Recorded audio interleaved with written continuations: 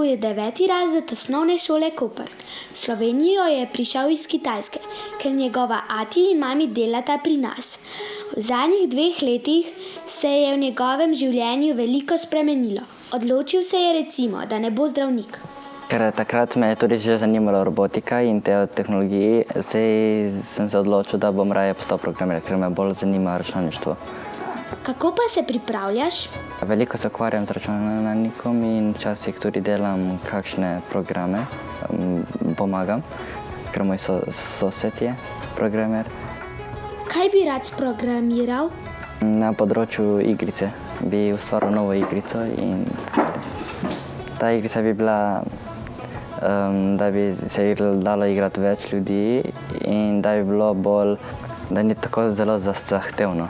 Ta igrica ne bi bila podobna Fortniteu, ker Fortnite je včasih, srečuješ tudi včasih zelo dobre ljudi, osebe, ki znajo to igrati boljše od tebe.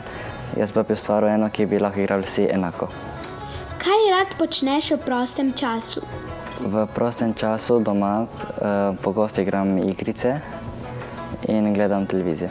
Moja najljubša igrica je Brawl Stars.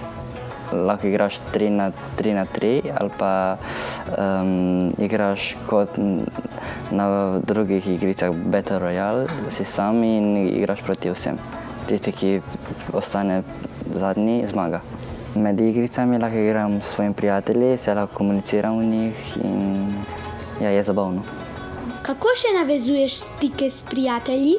Pri navezovanju stikov z drugimi prijatelji mi pomaga pogovarjanje, se pogosto družimo med odmorom in pri pouku včasih tudi klepetamo in nas učiteljica opozori. Učitelji so takrat zelo hudi na nas in dobimo včasih tudi kakšno kazen. So se tvoji sošolci naučili kitajsko? Moji sošolci, le nekateri, so si naučili kitajsko, čisto malo. Malo si zapomnijo, ampak drugi dan povejo že nekaj drugega. Ne morejo pravilno povedati.